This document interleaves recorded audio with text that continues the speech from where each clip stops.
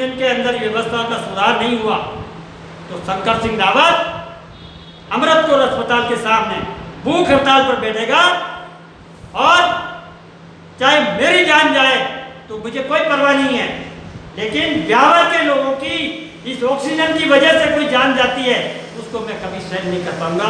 मैं इस सरकार को चेतावनी देना चाहता हूं कि 3 दिन के अंदर सुधार कर लें, अन्यथा मैं खुद वापस भूख हड़ताल पर बैठूंगा।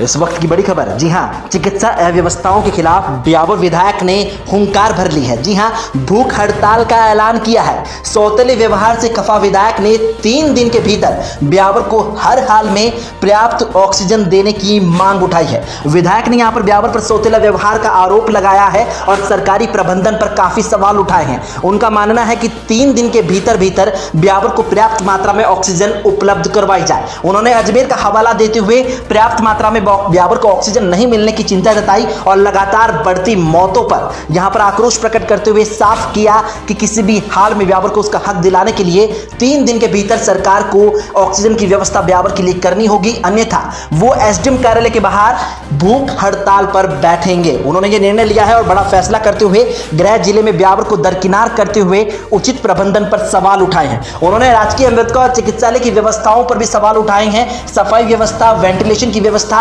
और इसके अलावा वेंटिलेटर की दुर्गति पर भी यहां पर बातचीत करते हुए विधायक ने तत्काल व्यवस्थाओं में सुधार लाने की मांग उठाई है। वो तो आपको बता दें कि ब्यावर को उसका हक नहीं देने पर भूख हड़ताल की ब्यावर विधायक शंकर सिंह रावत ने चेतावनी दी है।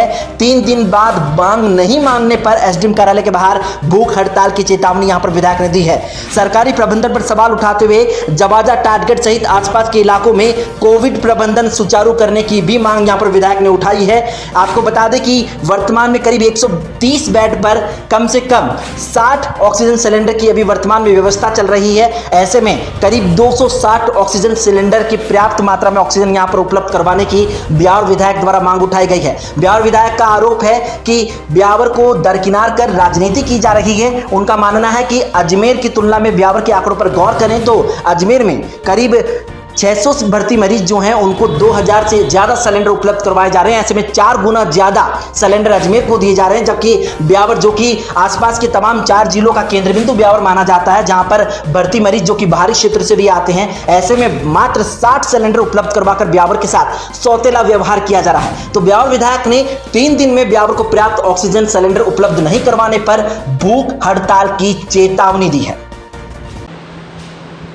अगर ये 3 दिन के अंदर व्यवस्था का सुधार नहीं हुआ तो शंकर सिंह रावत अमृतपुर अस्पताल के सामने भूख हड़ताल पर बैठेगा और चाहे मेरी जान जाए तो मुझे कोई परवाह नहीं है, लेकिन ब्यावर के लोगों की इस ऑक्सीजन की वजह से कोई जान जाती है उसको मैं कभी सहन नहीं कर पाऊंगा। मैं इस सरकार को चेतावनी देना चाहता हूं कि 3 दिन के अंदर सुधार कर लें, अन्यथा मैं खुद वापस भूख हड़ताल पर बैठूंगा। ऑक्सीजन नहीं मिल पा रहा है, ऑक्सीजन की वजह से ही ज़्यादा मौतें हो रही है। ऑक्सीजन के नाम पर हमने टाटगढ़ में कोविड सेंटर खोला, जवाजा के लिए हमने मांग कर रखी है, जवाजा में कोविड सेंटर खोलिए, वहाँ ऑक्सीजन नहीं है। ब्यावर में ऑक्सीजन कोविड सेंटर खुले हुए हैं, आनंदानी में खोल दिया है, पार्श्वनाथ में खोल दिया है, ब्यावर में है। मैं सरकार से ये कहना चाहता हूँ, ये ऑक्सीजन सिलेंडर कहाँ से आएंगे? आप न्याय कर रहे हो या ब्यावर के साथ में सौतेला व्यवहार कर रहे हो? मैं अधिकारी को भी चेतावनी देना चाहता हूँ, सूरज उधर उगता है, आज उधर जाकर के होता है, समय सबका आता है, ध्यान रखना।